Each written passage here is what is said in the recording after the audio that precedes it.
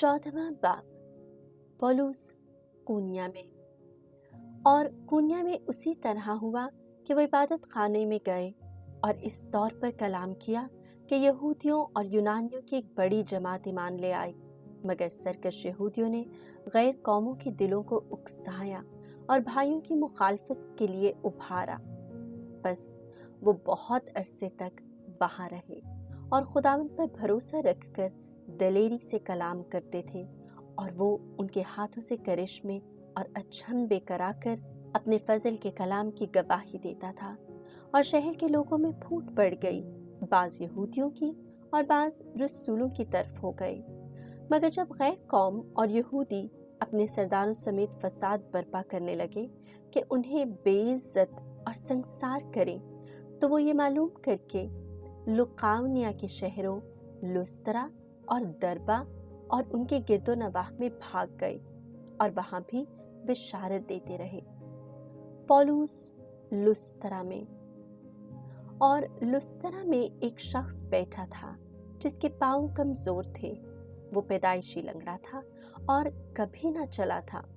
वो पौलुस को बातें करता सुन रहा था, और इसने उसकी तरफ गौर करके देखा कि उसमें निजात पाने के लायक ईमान है, तो बुलंद आवाज से कहा, अपने पांव पर सीधा खड़ा हो जा।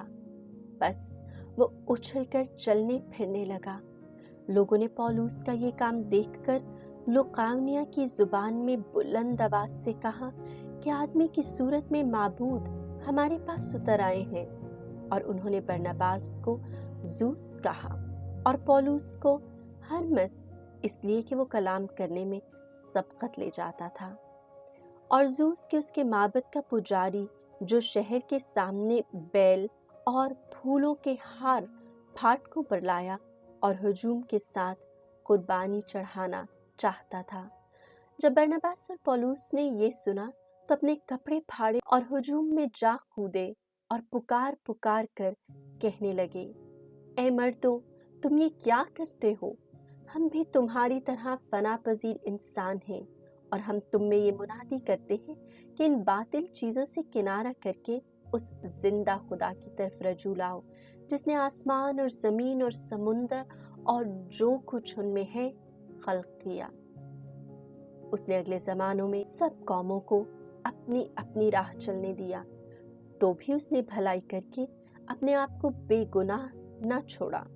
चुनांचे उसने आसमान से बारिश और खुशगवार मौसम अता किए और तुम्हें खुराक की फरावानी और दिल की खुशी बख्शी। ये बातें कहकर भी हुजूम को बमुश्किल रोका कि उनके लिए कुर्बानी ना गुजराने। तब बाज यहूदियों ने अंताकिया और कूनिया से आकर लोगों को उभारा और पौलुस को संसार किया, और ये समझकर कि ये मर गया है, उसे शहर के बाहर घसीट ले गए। मगर जब शागिर्द उसके इर्द गिर्द आ खड़े हुए तो वो उठकर शहर में आया और दूसरे दिन बरनबास के साथ दरबा को चला गया। अंताकिया में वापसी।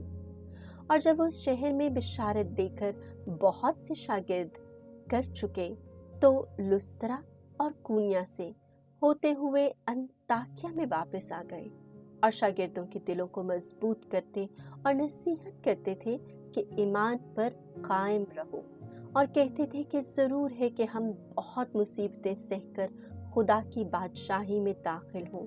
और उन्होंने हर एक कलीसिया में दुआ और रोज़ा के साथ हाथ रखकर उनके लिए काहिन मुकर्रर किए और उन्हें खुदावंद के सपुर्द किया जिस पर वो ईमान लाए थे।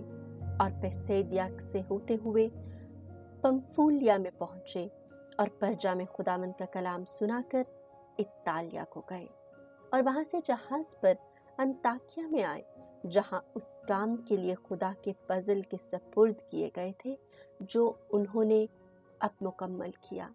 और पहुंचकर उन्होंने कलीसिया को जमा किया और बयान किया कि खुदा ने हमारे साथ होकर क्या कुछ किया, और ये कि उसने गैर कौमों के लिए ईमान का दरवाज़ा खोल दिया। और वो शागिर्दों के पास मुद्दत तक रहे।